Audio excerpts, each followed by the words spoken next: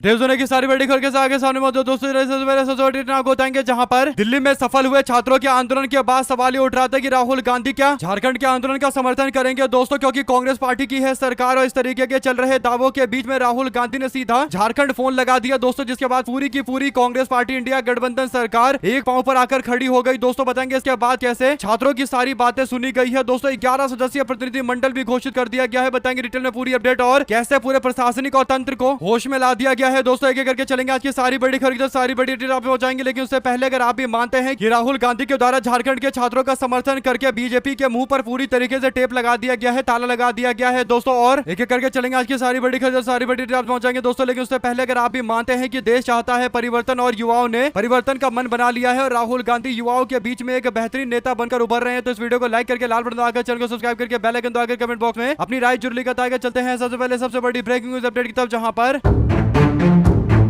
जब दिल्ली के अंदर छात्रों का आंदोलन खत्म हुआ दोस्तों, उसके बाद एक नया आंदोलन झारखंड के अंदर शुरू हो गया, क्योंकि झारखंड के अंदर पेपर लीक एक बड़ा मामला सामने आया दोस्तों। ऐसे में झारखंड के अंदर जब ये मामला आया पेपर लीक का और छात्रों के प्रदर्शन का, तो उसके बाद बीजेपी के लोग इस मामले को लेकर उछलने लगे और कहने लगे कि विपक्ष के लोग दोहरी नीति अपनाते हैं, कभी छात्रों की न्याय की बात नहीं करते। और ऐसे में दोस्तों जो गोदी मीडिया के एंकर अपने दफ्तरों में बैठे रहते थे, वे लोग सबके सब झारखंड पहुंच जाते हैं दोस्तों, और झारखंड के प्रदर्शन को बड़े स्तर पर देश भर के अंदर फैलाया जाता है दोस्तों। गोदी मीडिया का ये एजेंडा इसलिए उनको सूट कर रहा था, क्योंकि गोदी मीडिया वालों को लग रहा था कि ऐसा करके वो माहौल बना देंगे कि विपक्ष के लोग अपनी सरकारों के दौरान चल रहे आंदोलन को लेकर चुप्पी साध लेती है और झारखंड का मामला जोर शोर से आगे बढ़ाया गया दोस्तों। ऐसे में सोशल मीडिया पर हर जगह केवल एक ही बात बोली जा रही थी कि राहुल गांधी दिल्ली में तो दिखाई दे रहे थे, यानी दिल्ली में छात्रों के आंदोलन के लिए लड़ते हुए नजर आ रहे थे। अब राहुल गांधी कहां है, क्योंकि इंडिया गठबंधन की सरकार है झारखंड के अंदर, तो राहुल गांधी छात्रों के न्याय की बात नहीं कर रहे, कन्नी काट रहे हैं। तो एक तरीके से राहुल गांधी के ऊपर हर तरीके के आरोप मढ़े गए दोस्तों। 2-3 दिनों तक लगातार आरोप पर आरोप आरोप पर आरोप मढ़ते गए और इसके बाद राहुल गांधी की तरफ से प्रतिक्रिया सामने आई है दोस्तों। राहुल गांधी ने मैसेज करते हुए कहा कि देश में कहीं भी छात्रों का आंदोलन हो, हम छात्रों के आंदोलन के साथ में खड़े हैं। और झारखंड के अंदर छात्रों के आंदोलन के 13वें दिन रांची के स्टेडियम में आंदोलन को लेकर बड़ी अपडेट यह है कि राहुल गांधी ने प्रदर्शन कर रहे छात्रों से सीधा फोन पर संपर्क किया है दोस्तों। राहुल गांधी ने फोन पर संपर्क करते हुए छात्रों से उनके सवालों के बारे में जाना दोस्तों, और रांची के अंदर सारी बातें राहुल गांधी को बता दी गई है। आपको बता दें कि झारखंड मुक्ति मोर्चा की सरकार है, लेकिन बिना कांग्रेस पार्टी के नहीं चलेगी, तो कहने का मतलब इंडिया गठबंधन की मजबूत सरकार चल रही है दोस्तों। ऐसे में राहुल गांधी और कांग्रेस की बड़ी भूमिका है। इसके बाद राहुल गांधी ने फोन करके छात्रों से सारी बातें जानी और इसके बाद राहुल एक बयान जारी करते हुए कहते हैं कि हमको छात्रों के जीत को सुनिश्चित करना चाहिए और छात्रों को हमेशा सफलता मिलनी चाहिए। इसके बाद राहुल गांधी ने इशारों इशारों में जो बातें बोली दोस्तों, वही हेमंत सोरेन सरकार में हड़कंप मचा गया दोस्तों। और जो बड़ी अपडेट है वो ये कि झारखंड मुक्ति मोर्चा और कांग्रेस पार्टी की सरकार में पूरी तरीके से हड़कंप देखने को मिला दोस्तों। राहुल गांधी की बात के बाद राज्य की सरकार ने छात्रों से बातचीत करने के लिए 1-2 नहीं बल्कि 11 सदस्यीय प्रतिनिधि मंडल की घोषणा कर दी दोस्तों, जिसमें 8 लोगों को 8 छात्रों को प्रतिनिधित्व दिया जाएगा और जिसमें 2 पत्रकार और 1 वकील होंगे। ये सब मिलकर राज्य सरकार से बातचीत करेंगे, जिसमें झारखंड प्रदेश स्टेट कमीशन के साथ साथ जेएसएससी को लेकर चल रहे विरोध के बारे में बातचीत की जाएगी दोस्तों। और राज्य सरकार से ये टोटल मिलाकर 11 लोग मुलाकात करेंगे। रांची छात्र आंदोलन अपडेट को लेकर सरकार ने वार्ता के लिए छात्रों को अपने प्रतिनिधि तय करने के लिए बोला है। प्रतिनिधि मंडल की सूचना एसडीओ को सौंप दी गई है और सरकार बैठक का समय और स्थान तय करके छात्रों को सूचित करेगी। समय और स्थान तय होने के बाद वार्ता की जाएगी और वार्ता के लिए जो छात्रों का प्रतिनिधि चुना गया है दोस्तों, उसमें पीयूष कुमार सिंह, रविंद्र पासवान, राजेंद्र प्रसाद और नीतू कुजूर के साथ साथ कार्तिक सोरेन और रविंद्र के साथ साथ अंकित कुमार और चालू सिंह का नाम रखा गया है। तो ऐसे में ये सारे लोग हैं जो सरकार से बातचीत करेंगे और ये बातचीत तब शुरू हुई दोस्तों जब राहुल गांधी की तरफ से इशारों इशारों में एक बात कही गई और सरकार को कहा गया कि बातचीत तो करनी चाहिए। और जैसे ही ये बोला गया वैसे ही पूरे की पूरी सरकार एक पैर पर खड़ी हो गई दोस्तों और बातचीत करने के लिए बुला लिया गया। तो ऐसे में अगर आप देखेंगे तो पूरा का पूरा गोदी मीडिया का एजेंडा फेल होता हुआ नजर आ रहा है दोस्तों। जो कह रहे थे कि राहुल गांधी इस मामले पर जानबूझकर कन्नी काट रहे हैं, उनको समझ में आ गया होगा कि राहुल गांधी कन्नी नहीं काट रहे। राहुल गांधी न्याय की बात कर रहे हैं और युवाओं के न्याय के लिए पूरी तरीके से समर्पित है। अगर आप भी मानते हैं कि ये भाजपा के एजेंडे को तगड़ा झटका है कि आखिर झारखंड के अंदर मुद्दा कैसे सॉल्व होने की स्थिति में है, तो लिखकर जरूर बताएगा। चलते हैं एक और बड़ी अपडेट तब, जहां पर देश की नई जनरेशन को यानी नए युवाओं को ज्ञान देने वाले आरएसएस से जुड़े लोगों ने अचानक से पलटी मारनी शुरू कर दी है दोस्तों और देश के युवाओं को लेकर भरोसा जताने वाला बयान देना शुरू कर दिया है। आपको बता दें कि जेनजी को लेकर एक बयान देते हुए मोहन भागवत कहते हैं कि हमको युवाओं पर आंख मूंद कर भरोसा है जिसे मोदी सरकार त्रस्त है। आरएसएस के प्रमुख मोहन भागवत कहते हैं कि जेनजी पर हमको भरोसा है और आंदोलन को केवल इसलिए देश विरोधी नहीं कहा जा सकता क्योंकि लोग अपनी मांगों को लेकर सड़क पर उतरे हैं। एक कार्यक्रम को संबोधित करते हुए मोहन भागवत ने कहा कि युवा पीढ़ी की नीयत शख्सियत और सोच पर मुझे पूरा विश्वास है। उन्होंने कहा कि मैं जनजी पर आंख मूंद कर भरोसा करता हूं। और मोहन भागवत ने कहा कि उन्हें हाल के छात्र आंदोलन और पुलिस कार्रवाई पर पूरी जानकारी नहीं है। इसके बावजूद वो पूरी तरीके से युवाओं के साथ में खड़े हैं, क्योंकि उनको युवाओं पर बहुत ज्यादा भरोसा है दोस्तों। यानी अचानक से इनके बयान में बदलाव देखने को मिल रहा है और कह रहे हैं कि मुझे नहीं पता कि क्या हुआ है आंदोलन में, सबको पता है दुनिया में कि क्या हुआ है आंदोलन में, कैसे छात्रों के ऊपर बर्बरता की गई है दोस्तों। लेकिन मोहन भागवत कह रहे हैं कि सरकार और छात्रों के बीच में क्या हुआ आंदोलन में, मुझे इसकी जानकारी नहीं है। सोचिए ये कैसे देश के युवाओं को गुमराह करने की कोशिश कर रहे हैं दोस्तों। अगर आप भी मानते हैं कि अंततः आरएसएस वालों को युवाओं की बात माननी पड़ेगी दोस्तों। और वैसे भी युवाओं से संवाद के दौरान अब ये जो पलट देखने को मिल रहा है इनके बयान में, इससे पता चलता है कि कहीं ना कहीं युवाओं का डर, खौफ बीजेपी, आरएसएस सब जगह देखने को मिल रहा है दोस्तों। और इसीलिए अब संघ के प्रमुख कह रहे हैं कि मुझे आंख बंद करके युवाओं पर भरोसा है। आप लोग अपनी राय जरूर लिखकर बताएगा। चलते हैं एक और बड़ी अपडेट दोस्तों, जिसमें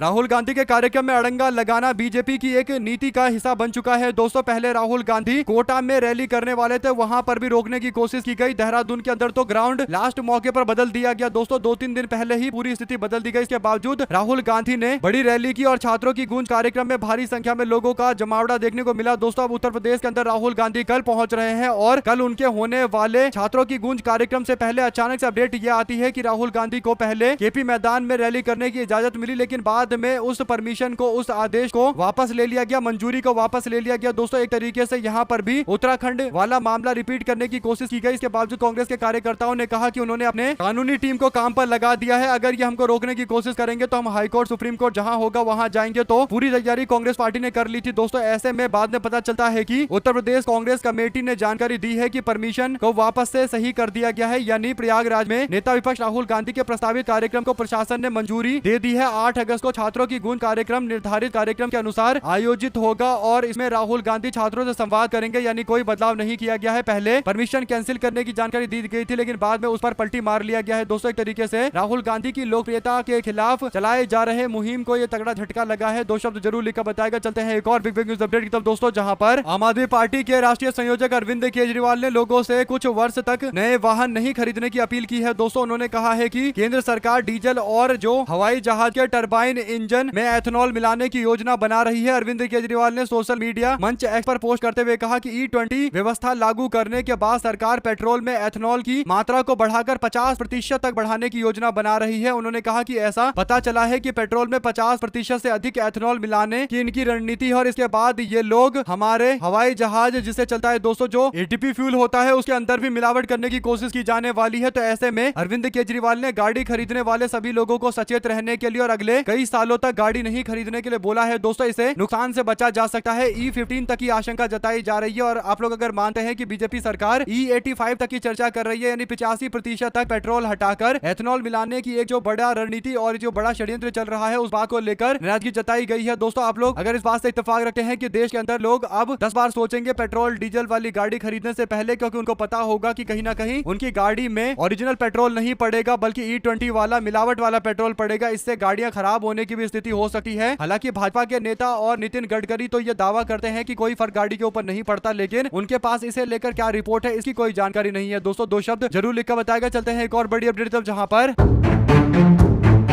उत्तर प्रदेश के मुख्यमंत्री योगी आदित्यनाथ एक दिन में लगभग 2.5 करोड़ रुपए खर्च करते हैं दोस्तों अपनी छवि चमकाने के लिए। और पिछले 8 साल से योगी आदित्यनाथ के ऊपर 2.5 करोड़ रुपए के आसपास खर्च किया जा रहा है उनकी छवि को सुधारने के लिए दोस्तों। और नरेंद्र मोदी से भी ज्यादा पैसा योगी आदित्यनाथ उत्तर प्रदेश की जनता का अपने प्रचार प्रसार में खर्च कर रहे हैं दोस्तों। इस बात की जानकारी मिलने के बाद लोगों ने सोशल मीडिया पर जमकर भाजपा और उसकी सरकार की प्राथमिकता पर निशाना साधा दोस्तों। साथ ही साथ अरविंद केजरीवाल लगातार E20 का मुद्दा उठा रहे हैं। वहीं पर अरविंद केजरीवाल की तरफ से एक बड़ी जानकारी दी गई दोस्तों। बताया गया कि उन्होंने जो सोशल मीडिया पर मुहिम चलाई है, उस कारण से उनके अकाउंट को इंडिया के अंदर सीमित कर दिया गया है। यानी सीमित लोगों तक अरविंद केजरीवाल के अकाउंट को दिखाया जा रहा है और ज्यादा लोग तक नहीं पहुंच पा रहे। एक तरीके से जानबूझकर ऐसा किया गया ताकि उनके खिलाफ माहौल बनाया जा सके दोस्तों। अगर आप भी मानते हैं कि अरविंद केजरीवाल के अकाउंट को इस तरीके से शैडो बैन कर देना, यानी उसकी रीच को कम कर देना, ये कहीं ना कहीं इस बात के संकेत देता है कि भाजपा वाले अरविंद केजरीवाल से भी डरे पड़े हैं कि अरविंद केजरीवाल E20 का मुद्दा उठाकर देश के अंदर चर्चा का विषय बना दे रहे हैं। और अगर ये मुद्दा और ज्यादा आगे बढ़ गया दोस्तों। तो उसके बाद इंडिया गठबंधन और जोर शोर से इस मुद्दे को आगे बढ़ाएगी तो भारतीय जनता पार्टी पूरी तरीके से बैकफुट पर है। दो शब्द जरूर लिखकर बताएगा दोस्तों, ना तो नितिन गडकरी दिखाई देते हैं सदन के अंदर, ना ही अमित शाह दिखाई देते हैं, ना नरेंद्र मोदी दिखाई देते हैं, ना ही राजनाथ सिंह दिखाई देते हैं। यानी जितने भी वरिष्ठ नेता का तमगा ले लेकर घूम रहे थे वे लोग अभी विपक्ष के सामने आने की हिम्मत तक नहीं जुटा पा रहे। इससे पता चल रहा है कि विपक्ष ने भारतीय जनता पार्टी के नाक में दम कर रखा है दोस्तों, नाकों तले चने चबाने के लिए मजबूर कर दिया है और यही वास्तविकता है। इस पर आप लोग की जो भी प्रतिक्रिया है लिखकर जरूर बताएगा। ज्यादा से ज्यादा वीडियो को शेयर कीजिएगा दोस्तों। चलते हैं एक और बिग न्यूज अपडेट की तरफ, जहां पर विदेशी फंडिंग और एनजीओ की गतिविधियों पर कड़ा नियंत्रण रखने के लिए मोदी सरकार संसद के अंदर मॉनसून सत्र के दौरान फॉरेन कंट्रीब्यूशन रेगुलेशन एक्ट यानी FCRA संशोधन बिल लाने की तैयारी में है। सरकार का उद्देश्य ये बताया जा रहा है कि सरकार कह रही है कि सुरक्षा को हम लोग मजबूत करना चाहते हैं, सुरक्षा को सुदृढ़ करना चाहते हैं। इस पूरे मामले को लेकर भारत के ईसाई समुदाय के सबसे बड़े संगठन Catholic bishop conference of India यानी CBCI ने एक महीने में अमित शाह से दूसरी मुलाकात की है दोस्तों। CBCI अध्यक्ष कार्डिनल पूला एंथनी के नेतृत्व में प्रतिनिधिमंडल ने 10 जुलाई को अमित शाह से मुलाकात की और FCRA संशोधन विधेयक को अपनी चिंताओं के साथ में बताया है। Catholic bishop conference of India की अगुवाई में ईसाई समुदाय के इस 10 सदस्यीय प्रतिनिधिमंडल ने अमित शाह से बीते दिन भी मुलाकात की है। FCRA को लेकर लगातार मुलाकातें चल रही है दोस्तों, यानी बाहर से जो पैसा भारत के अंदर आ रहा है फॉरेन कंट्रीब्यूशन के नाम पर, उसमें भाजपाई दावा करते हैं कि क्रिश्चियन मिशनरी को पैसा भेजा जाता है जो भारत के अंदर लोगों का धर्म परिवर्तन के लिए अपने ताकत का इस्तेमाल करते हैं। और ऐसे में इन सारी बातें को बोल बोलकर कहीं ना कहीं उनको स्थापित करने की कोशिश की जा रही है दोस्तों। लेकिन FCRA के मामले को लेकर अमित शाह के साथ में मुलाकात हुई है, हो सकता है कि बीच का रास्ता भी निकाला जाए। जो भी अपडेट इससे जुड़ी आएगी दोस्तों आप तक पहुंचाएंगे जरूर। चलते हैं एक और बड़ी खबर की तरफ, जहां पर अखिलेश यादव ने एक बार फिर से बीजेपी पर निशाना साधा दोस्तों। अखिलेश कहते हैं कि भाजपा दान पत्र से ऊपर से लगाकर ताला अंदर सुरंग बनाकर करती है महा घोटाला। चढ़ावा चंदा चोरी का मुद्दा अब तो गांव गांव तक पहुंच गया है, इसलिए आधे भाजपाई डर के मारे आधे शर्म के मारे भूमिगत हो गए हैं। भाजपा के बहकावे के चक्कर में जो भोले भाले लोग भटक गए हैं, अब तो उन्होंने दुकान घर मकान और गाड़ी से बीजेपी के झंडे हमेशा के लिए उतार दिए हैं। बीजेपी और उनके संगी साथी के लिए अब हर समाज में अपने मन के दरवाजे भी बंद कर दिए गए हैं। जो बीजेपी का साथी वो राम घाती महापापी। और अखिलेश आगे कहते हैं कि जिन्होंने भगवान के दान पत्र में हाथ डाला है वो इंसान या किसान को कैसे छोड़ सकता है। अब तक जो बीजेपी वाले लोग यूरिया खाद की बोरी में चोरी किया करते थे, अब उन्होंने काला बाजारी के लिए दूसरी बोरी चोरी करनी शुरू कर दी है। अब तो भाजपाई किसी भी घाट के नहीं रहे हैं, यानी निशाना साधते हुए अखिलेश यादव इन शब्दों का इस्तेमाल करते हैं दोस्तों। और अखिलेश यादव जब लिखते हैं तो फिर वो गजब तरीके का लिखते हैं और कहीं ना कहीं बीजेपी वालों को अंदर से जमकर जलाते हैं दोस्तों कि ये लोग बोल भी नहीं पाते। ऐसे में डिंपल यादव को लेकर भी एक बड़ी अपडेट सामने आती है, जहां पर डिंपल यादव ने रिया अहीर नाम की उस महिला से मुलाकात की है दोस्तों जो गाड़ी के सामने आकर खड़ी हो गई थी। यानी छात्रों के प्रदर्शन के दौरान मुंबई में जो छात्रों को ले जाया जा रहा था गाड़ी में भरकर, उस गाड़ी के सामने आकर खड़ी हो गई थी, जिसकी तस्वीर काफी ज्यादा सोशल मीडिया पर शेयर की गई दोस्तों। ऐसे में राहुल गांधी से भी रिया अहीर ने मुलाकात की, उसके बाद डिंपल यादव से भी इन्होंने मुलाकात की दोस्तों। और उन्होंने कहा कि ऐसी युवा लड़कियां हमारे देश के अंदर हमारे देश की अन्य लड़कियों को प्रभावित करती है और ऐसी ही कहानी देश को आगे लेकर जाती है। उन्होंने कहा कि मैं सरकार से कहना चाहती हूं कि हमें इस तरीके के महिलाओं का लड़कियों के ऊपर प्रताड़ना नहीं करनी चाहिए। दिल्ली पुलिस ने जो काम किया, जो कांड किया, उस पूरे मामले को लेकर सवाल पूछा जा रहा है डिंपल यादव के द्वारा कि कैसे महिलाओं के ऊपर, खासकर युवा महिलाओं के प्रति दिल्ली पुलिस ने रवैया अपनाया था दोस्तों। ऐसे में अगर आप भी मानते हैं कि देश के अंदर कई महिलाएं ऐसी हैं जो अपनी एक ओरिजिनल विचार रखती हैं और अपने विचारों के लिए लड़ जाना पसंद करती हैं दोस्तों, तो ऐसे में डिंपल यादव ने रिया अहीर से मुलाकात करके उनको इस शब्दों से कहीं ना कहीं संबोधित किया है दोस्तों। ऐसे में आप लोग की क्या प्रतिक्रिया है लिखकर जरूर बताएगा। चलते हैं एक और बड़ी अपडेट जिसमें दिल्ली के जंतर मंतर पर छात्रों के आंदोलन में शामिल छात्र संगठन ऑल इंडिया स्टूडेंट एसोसिएशन यानी आईसा ने बीते दिन देशव्यापी संपर्क अभियान यानी जनजी राइजिंग शुरू करने की घोषणा की है दोस्तों। आईसा की राष्ट्रीय अध्यक्ष नेहा बोरा ने इस अभियान का नेतृत्व करने का फैसला लिया है। इसके तहत कई राज्यों का दौरा करके शिक्षा में सुधार, बेरोजगारी और प्रवेश परीक्षा नीतियों जैसे मुद्दे को लेकर जोर शोर से आम जनता के बीच में जाया जाएगा और वहां से सारी बातें समझकर इस मामले को और आगे बढ़ाया जाएगा। यानी आम जनता की आवाज को आगे बढ़ाने के लिए अब अलग अलग जिलों के अंदर बड़ी संख्या में कांग्रेस के कार्यकर्ता दिखाई देंगे दोस्तों। इसके बाद तो और बड़ा सिस्टम देखने को मिलेगा। बड़ी बात यह है कि किस तरीके से पूरा एक सिस्टम बनाया जाता है, ऑर्गेनाइजेशन बनाया जाता है जो काम कर पाए बिहार की स्थिति को लेकर दोस्तों। ऐसे में आप लोग की क्या राय है लिखकर जरूर बताएगा। चलते हैं एक और बड़ी अपडेट जहां पर बिहार के मुख्य विपक्षी दल राष्ट्रीय जनता दल के प्रदेश संगठन में एक बड़ा फेरबदल करते हुए राज्य की सभी संगठनात्मक इकाइयों को तत्काल प्रभाव से भंग कर दिया गया है। दोस्तों, पार्टी की ओर से यह बड़ा फैसला लिया गया। आरजेडी के प्रदेश अध्यक्ष मंगनी लाल मंडल ने अपने कार्यालय से आदेश जारी करते हुए निर्णय लिया कि पार्टी के राष्ट्रीय कार्यकारिणी अध्यक्ष तेजस्वी यादव से हुए परामर्श के बाद यह फैसला लिया गया है। आदेश में कहा गया कि आरजेडी बिहार के पूर्व में जारी कार्यालय आदेश को निरस्त करते हुए राज्य की सभी संगठनात्मक इकाइयों को भंग कर दे रही है। जल्द ही पुनर्गठन किया जाएगा। कहने का मतलब यह है कि जिस तरीके से बांकीपुर के चुनाव के अंदर राष्ट्रीय जनता दल की जमानत नहीं बची, दोस्तों राष्ट्रीय जनता दल के लिए ये खतरे के संकेत है कि उनके संगठन के लोग उनके लिए काम नहीं कर रहे थे। ऐसे में अगर आप भी मानते हैं कि अब ये सारा गेम इस बात को लेकर हो गया है कि कौन कितना समर्थक जुटाएगा और राष्ट्रीय जनता दल के लिए स्थिति काफी खराब हो सकती है अगर जनसुराज पार्टी का इसी तरीके से अलग अलग क्षेत्र के अंदर उदय होता चला जाएगा। दोस्तों, साथ साथ चलते हैं एक और बड़ी अपडेट तक, जिसमें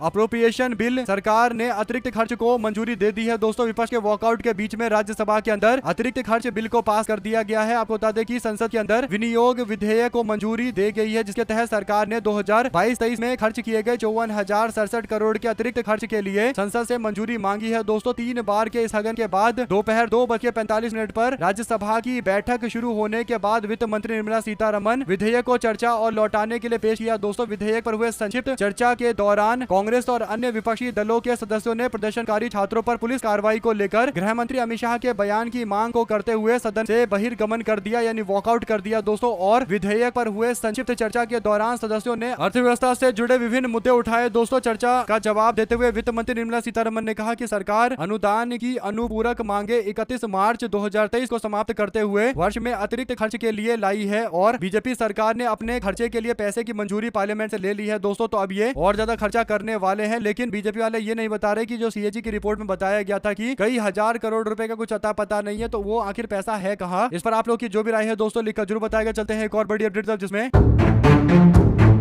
तेलंगाना भाजपा के अध्यक्ष एन रामचंद्र राव ने गुरुवार को सरकार द्वारा खरीदे गए 500 करोड़ रुपए के धान की बड़े पैमाने पर हेराफेरी का आरोप लगाया। दोस्तों, निष्पक्ष जांच की मांग की। मुख्यमंत्री रेवंत रेड्डी को लिखे गए पत्र में उन्होंने निष्पक्ष और पारदर्शी और त्वरित जांच की मांग की। दोस्तों, उन्होंने कहा कि सरकार द्वारा खरीदे गए धान की हेराफेरी के लगभग 500 करोड़ रुपए के लेन देन और लगभग 90,000 टन धान की हेराफेरी ने पूरे तेलंगाना में व्यापक चिंता पैदा कर दी है। और रामचंद्र राव ने पत्र में लिखा कि विभिन्न मीडिया रिपोर्टों में कहा गया है कि कस्टम पिसाई के लिए मिलों को सौंपा गया हजारों टन धान ना तो स्टॉक में मिला और ना ही चावल के रूप में सरकार को लौटाया गया, जिसके परिणाम स्वरूप सरकारी खजाने को भारी नुकसान हुआ है। ये रिपोर्ट 2023 के बाद मिलों के आपूर्ति के लिए किए गए धान की मात्रा और सरकार को प्राप्त चावल की मात्रा के बीच में बढ़ते अंतर को उजागर किया गया है। तो ऐसे में तेलंगाना भाजपा ने 500 करोड़ रुपए के धान की हेराफेरी की जांच की मांगी है। आप लोग इस पर क्या प्रतिक्रिया है दोस्तों लिखकर जरूर बताएगा। साथ साथ बीजेपी के नेता और राज्यसभा के सांसद अनिल बोंडे ने एक ऐसा बयान दिया है दोस्तों जिससे विवाद और ज्यादा उपज गया है। जो बड़ी अपडेट है वो ये कि संसद के मॉनसून सत्र के दौरान राज्यसभा में उस समय जोरदार हंगामा देखने को मिला जब अनिल बोंडे बीजेपी के सांसद ने सत्ता पक्ष सांसद ने कांग्रेस पार्टी को निशाना बनाते हुए माहौल को गर्मा दिया। दोस्तों, चर्चा के दौरान महाराष्ट्र के राज्यसभा के सांसद डॉक्टर अनिल बोंडे ने वर्ष 2014 में हुए राजनीतिक माहौल का जिक्र करते हुए कहा कि उस समय लोग भ्रष्टाचार और आतंकवाद जैसे मुद्दे पर खुलकर सवाल उठाते थे। उन्होंने सदन में सवाल उठाया और कहा कि आतंकवादी कहां मिलेंगे। इसके जवाब में सत्ता पक्ष के कई सांसदों ने एक साथ नारे लगाए कि कांग्रेस पार्टी के दफ्तर में यानी कांग्रेस के दफ्तर में आतंकवादी मिलेंगे। इस तरीके की बातें बोलकर कांग्रेस पार्टी को आतंकवाद का संरक्षण बताने की कोशिश की जा रही है, संरक्षक बताने की कोशिश की जा रही है। और अगर यही घूमकर बीजेपी वालों के लिए बोल दिया जाए दोस्तों तो हाय तौबा बीजेपी वाले करने लगेंगे। ऐसे में अगर आप भी मानते हैं कि भाजपा वाले कम से कम आतंकवाद के मामले पर ज्ञान तो ना दे, पुलवामा जैसा इतना बड़ा घटना अगर कहीं हुआ तो भाजपा सरकार में हुआ दोस्तों, बीजेपी सरकार की सबसे बड़ी विफलता रही। बाकी उरी कांड हुआ सबको पता है, पहलगाम पुलवामा सारे कांड बीजेपी में ही हुए हैं और सीज फायर भी बीजेपी की सरकार में हुए हैं। तो कम से कम भाजपा वाले सब मामलों पर ज्ञान ना दे तो बेहतर रहेगा। साथ ही साथ